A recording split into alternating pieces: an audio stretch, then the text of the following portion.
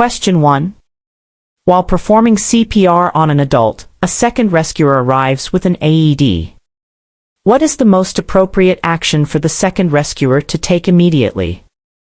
A. Take over chest compressions while the first rescuer applies the pads. B. Turn on the AED and follow the voice prompts. C. Check for a pulse before using the AED. D. Give 2 rescue breaths before applying the AED pads. Answer: B. Turn on the AED and follow the voice prompts. This question tests the immediate priority when an AED becomes available during a resuscitation attempt. The keyword is immediately, indicating the most crucial first step for the arriving rescuer. The top priority is to turn on the AED, as it will guide all subsequent actions, including when to apply pads and when to stop CPR for analysis. For instance, once powered on, the AED will say, "Apply pads to patient's bare chest," making it the next logical step. Remember, the AED is the most important tool in this situation, so activating it as soon as possible is the key to a successful outcome. Question 2. You witness an adult suddenly collapse.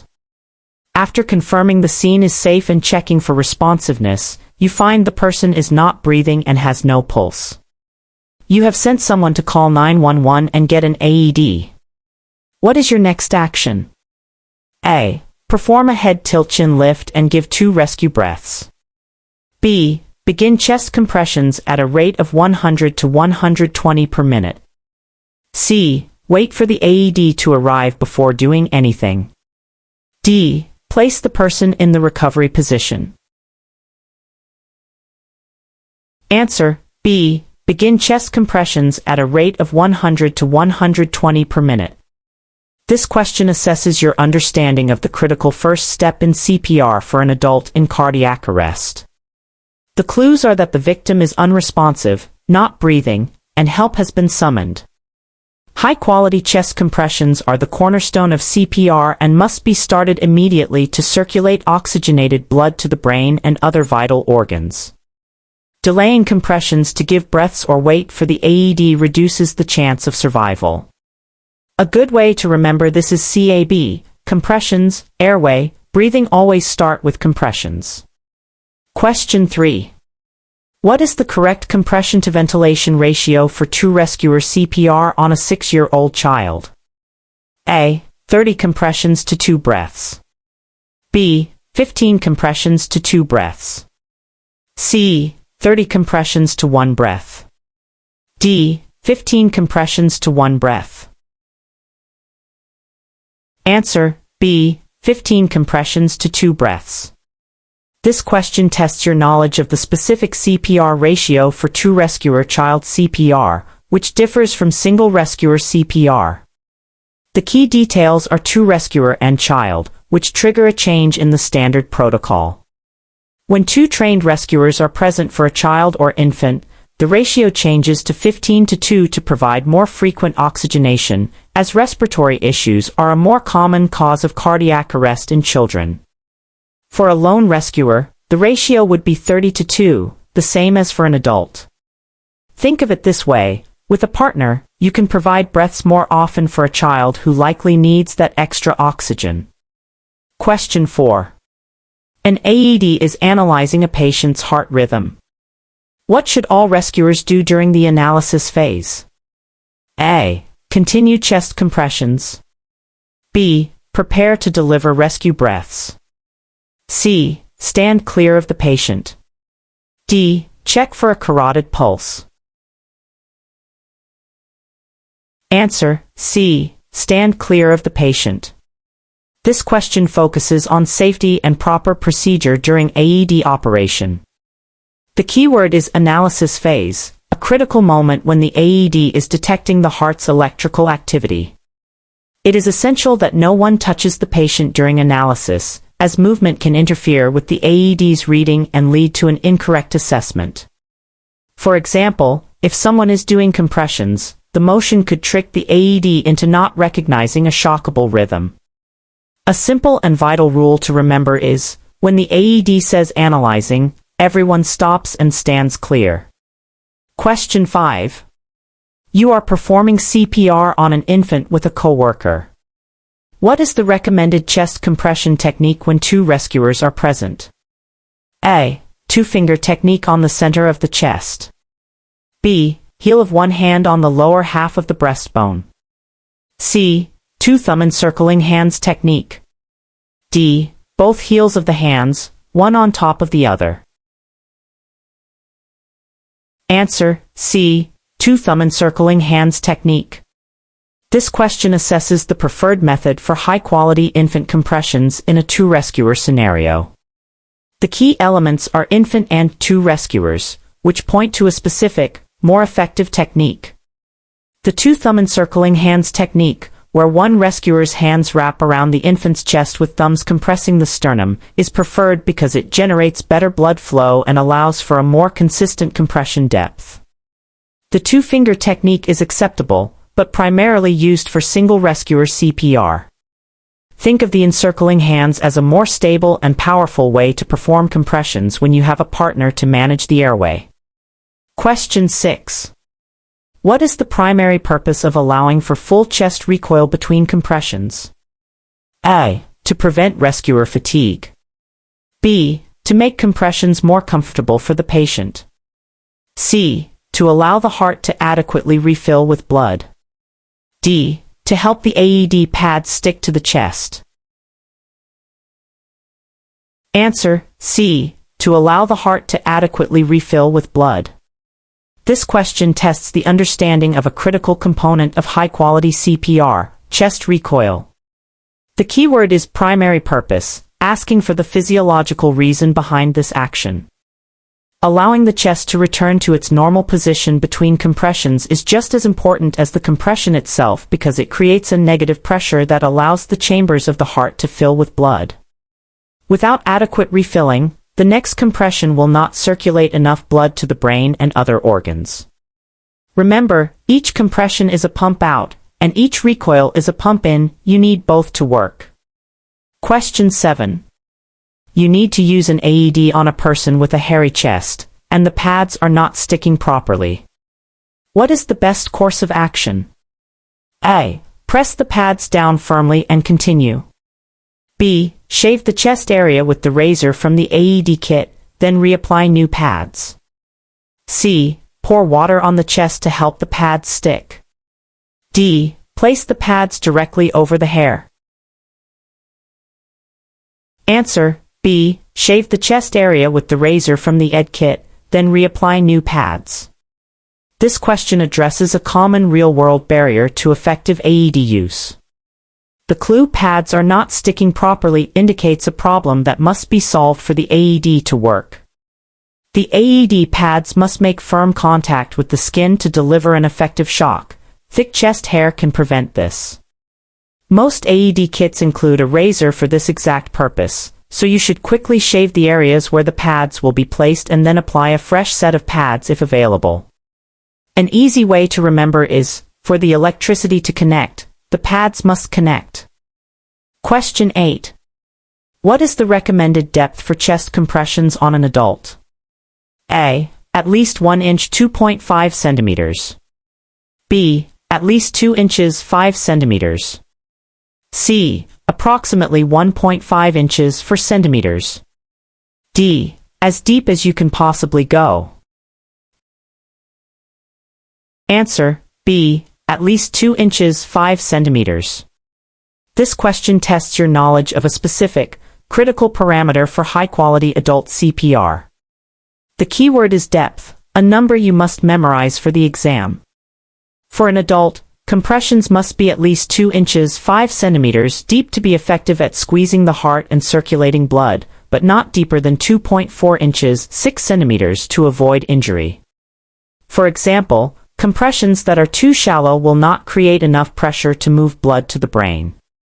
A helpful tip is to visualize the depth as about 1/3 the depth of the chest. Question 9.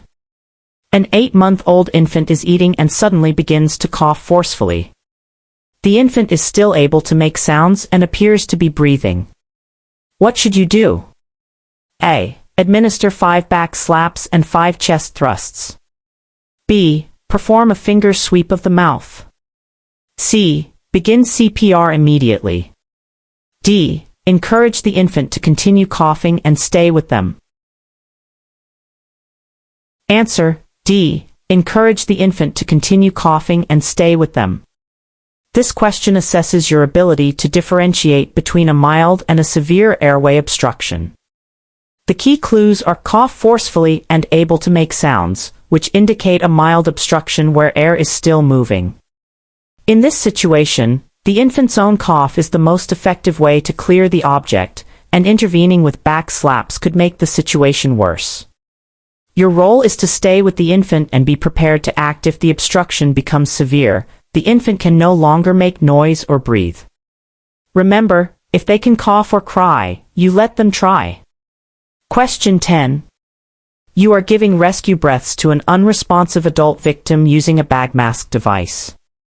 How do you know you are giving effective breaths? A. The victim's stomach rises with each breath. B. You hear a loud sound as air goes in. C. The chest rises visibly with each breath. D. You give the breaths as quickly as possible. Answer: C. The chest rises visibly with each breath. This question is about verifying the effectiveness of rescue breathing. The most reliable indicator that your breaths are successfully entering the lungs is to watch for visible chest rise. If the chest rises and falls with each ventilation, it confirms that air is going into the airway and not the stomach, which can cause complications. For instance, if you deliver a breath and the chest does not rise, you should reposition the head and try again. A simple takeaway is, watch the chest, because seeing is believing. Question 11. What is the maximum amount of time that chest compressions should be interrupted? A. 5 seconds. B. 10 seconds. C. 15 seconds. D. 20 seconds. Answer: B. 10 seconds. This question tests a key principle of high-quality CPR, minimizing interruptions. The AHA guidelines emphasize that any pause in compressions, such as for rescue breaths or AED analysis, should be for the shortest time possible, with a maximum limit of 10 seconds. Each second without compressions means blood flow to the brain stops, significantly reducing the chances of survival. For example, when switching providers, the changeover should be coordinated to take less than 10 seconds. Remember, every second off the chest counts, so keep interruptions as brief as possible. Question 12. A person has been pulled from the water and is unresponsive and not breathing. What is the first and most critical action you should take? A. Perform abdominal thrusts to remove water from the lungs. B. Immediately begin high-quality CPR, starting with chest compressions. C. Check for a pulse for at least 30 seconds. D. Give 5 initial rescue breaths before starting compressions. Answer: B. Immediately begin high-quality CPR, starting with chest compressions. This question clarifies the correct procedure for a drowning victim, a scenario with a common misconception. The key is that the core principles of CPR remain the same. You should not delay compressions to try to remove water. Starting chest compressions immediately is the priority to circulate any remaining oxygen in the blood. Although drowning involves a lack of oxygen, the standard CAB, compressions, airway, breathing, sequence is still the most effective approach for an unresponsive, non-breathing victim. The old advice to remove water is outdated and harmful, so always start with compressions. Question 13. When using an AED on a child who is younger than 8 years old, what type of pads should be used if they are available? A. Standard adult pads, placing one on the front and one on the back. B. Child/pediatric pads. C. 2 sets of adult pads to cover more area. D. No pads should be used, only perform CPR. Answer: B. child/pediatric pads. This question tests your knowledge of AED modifications for pediatric patients. The key detail is child younger than 8 years old, which signals the need for specialized equipment. Child pads are designed to deliver a lower, more appropriate dose of electricity, a process called attenuation, for a smaller body. If they are available, they should always be the first choice. While using adult pads in an anterior-posterior placement is an acceptable alternative if child pads aren't available, the best practice is to use the equipment designed for the patient. Think of it like medicine, you always want to use the correct dose for the child. Question 14. What action should be taken if a victim of suspected opioid overdose is unresponsive and not breathing normally, but has a pulse? A. Administer naloxone and wait for it to take effect before doing anything else. B. Begin CPR, starting with chest compressions. C. Provide rescue breathing, typically 1 breath every 6 seconds. D. Place the person in the recovery position and monitor them. Answer: C. Provide rescue breathing, typically 1 breath every 6 seconds. This question assesses the correct intervention for respiratory arrest, which is common in opioid overdoses. The critical clues are not breathing normally but has a pulse, which defines respiratory arrest, not cardiac arrest. In this case, the immediate problem is lack of breathing, so providing rescue breaths is the most important action to keep the victim oxygenated until help arrives or naloxone can be administered. Starting chest compressions would be incorrect because the heart is still beating on its own. The rule is simple: if there's a pulse but no breathing, you breathe for them. Question 15. During a true rescuer CPR attempt, how often should the rescuers switch the role of compressor? A. Every 5 minutes. B. After every 30 compressions. C. Approximately every 2 minutes or 5 cycles of CPR. D. Whenever the first rescuer feels tired. Answer: C. Approximately every 2 minutes or 5 cycles of CPR. This question focuses on maintaining high-quality CPR through effective team dynamics. The key word is how often, asking for the specific interval for switching roles. Rescuers should switch the compressor role about every 2 minutes, or after 5 cycles of 30:2, to prevent fatigue, which can quickly lead to compressions that are too slow or too shallow. This switch is often coordinated with the AED's analysis cycle to minimize any pause in compressions. A good way to remember this is that 2 minutes is about how long it takes for a rescuer's performance to start declining, even if they don't feel tired yet. Question 16. You are performing CPR on an adult when you notice an implanted pacemaker in the upper left area of their chest. How should you adjust your AED pad placement? A. Do not use the AED, as it will interfere with the pacemaker. B. Place the AED pad directly over the implanted device to ensure a good shock. C. Place the pad at least 1 inch away from the implanted device. D. Place both pads on the victim's back. Answer: C. Place the pad at least 1 inch away from the implanted device. This question tests your ability to adapt AED use for a special situation. The presence of an implanted pacemaker is a clue that standard pad placement may need a slight modification. You should not place an AED pad directly over any implanted medical device, as it can block the delivery of the electrical shock to the heart and may damage the device.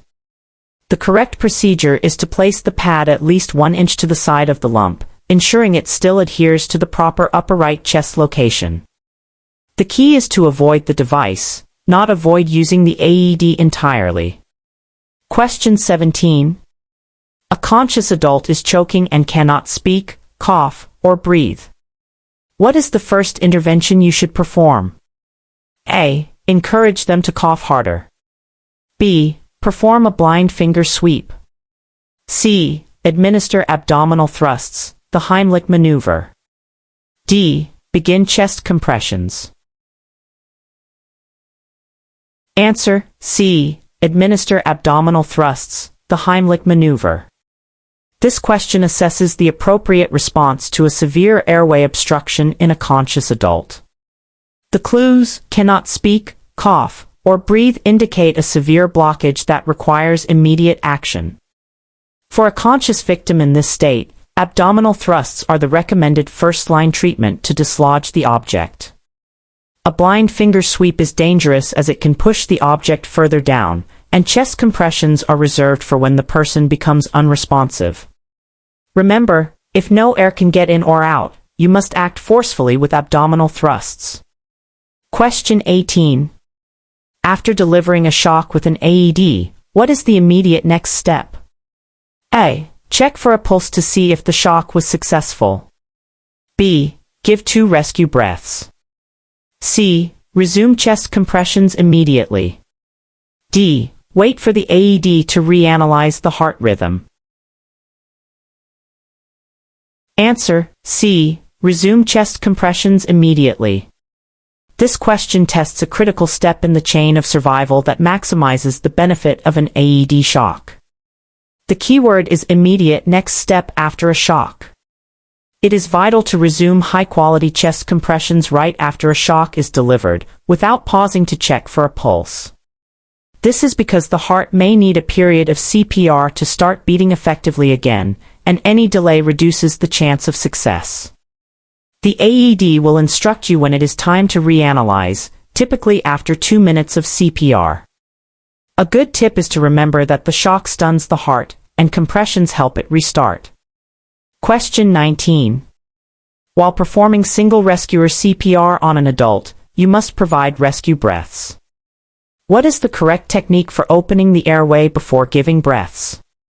A. The jaw thrust maneuver. B. Pressing down on the chin. C. The head tilt, chin lift maneuver. D. Tilting the head back without lifting the chin.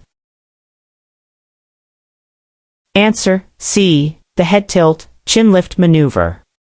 This question assesses the standard method for opening an airway in a victim with no suspected head, neck, or spine injury.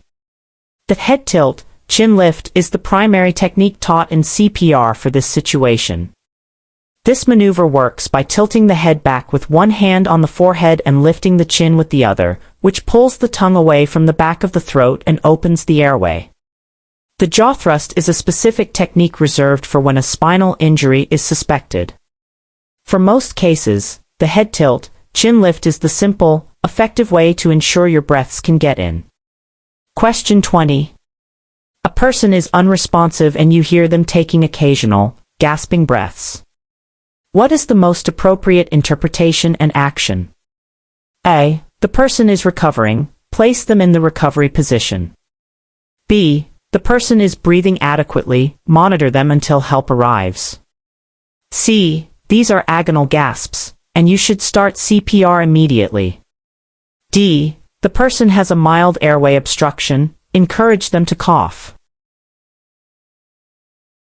Answer C. These are agonal gasps, and you should start CPR immediately. This question tests the ability to recognize agonal gasps, which are not normal breathing. The clue occasional, gasping breaths signals a cardiac arrest, requiring immediate action. You should start CPR immediately because these gasps are a sign the brain is not getting enough oxygen and are not effective for survival. For example, a person might look like they are trying to breathe, but it's a reflex, and they need immediate chest compressions. Think of it this way, any breathing that isn't normal and regular means it's time to start CPR. Question 21. For CPR to be most effective, on what type of surface should the victim be placed?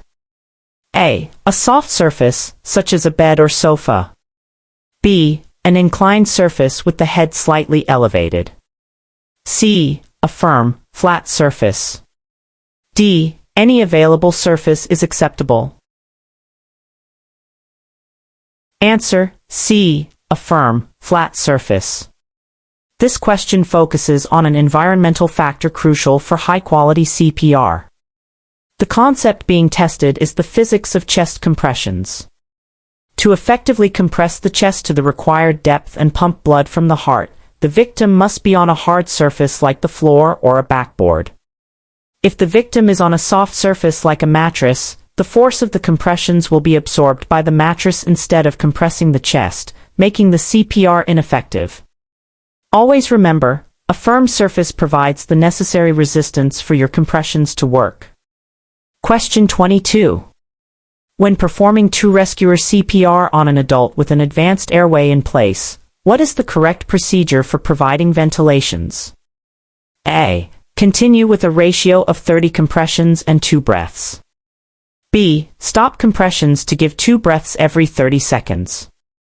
C. Give 1 breath every 6 seconds without pausing compressions. D. Give 1 breath every 15 compressions. Answer: C. Give 1 breath every 6 seconds without pausing compressions. This question tests your knowledge of how CPR protocols change once an advanced airway, such as an endotracheal tube, is secured. The key phrase advanced airway means the breaths and compressions no longer need to be synchronized in a cycle. The compressor should perform continuous compressions at a rate of 100 to 120 per minute, while the rescuer managing the airway provides 1 breath every 6 seconds. This allows for uninterrupted blood flow from compressions, which is a major advantage. A helpful tip is to think of the tasks as now being separate. One person compresses continuously, and the other breathes at a steady, independent rate. Question 23. You find an unresponsive person who has a transdermal medication patch on their chest right where an AED pad needs to be placed. What should you do? A. Place the AED pad directly over the medication patch. B. Leave the patch in place and shift the AED pad to a different location. C. Remove the patch with a gloved hand, wipe the area clean, and then apply the AED pad. D. Do not use the AED until a medical professional can remove the patch. Answer: C. Remove the patch with a gloved hand, wipe the area clean, and then apply the AED pad. This question addresses another special circumstance that can affect AED pad placement. The medication patch is the important clue, as it can block the electrical current from the AED and may cause small burns to the skin. The correct procedure is to quickly remove the patch while wearing gloves, to avoid absorbing the medication yourself, wipe the area to remove any residue, and then apply the AED pad. You should never delay the use of an AED, simply adapt by removing the barrier. Remember the rule: nothing should get between the pad and the skin. Question 24. A 10-year-old child has collapsed. You are the lone rescuer. After confirming unresponsiveness and no breathing, you activate EMS. What is the next step? A. Leave the child to find an AED.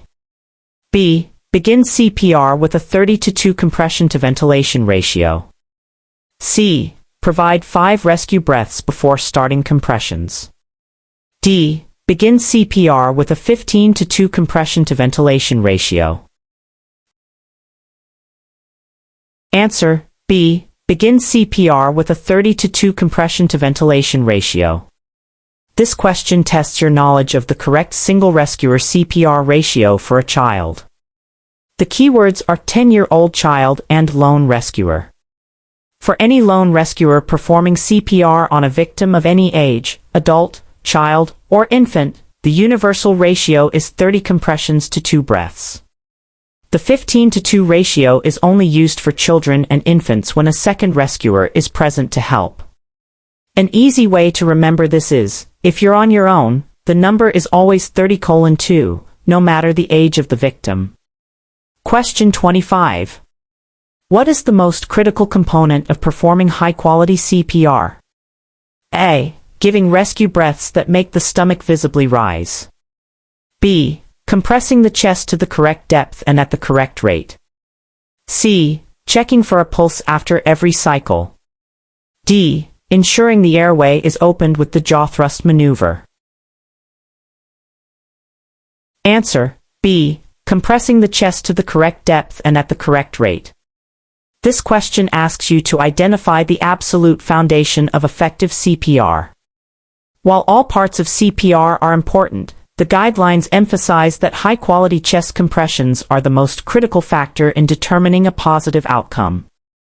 This means pushing hard, at least 2 inches for an adult, and fast, 100 to 120 compressions per minute, while allowing for full chest recoil and minimizing interruptions. For instance, even perfect rescue breaths are of little use if blood isn't being circulated by effective compressions. Always remember, the ultimate goal is to keep blood flowing, and that is accomplished first and foremost by high-quality compressions.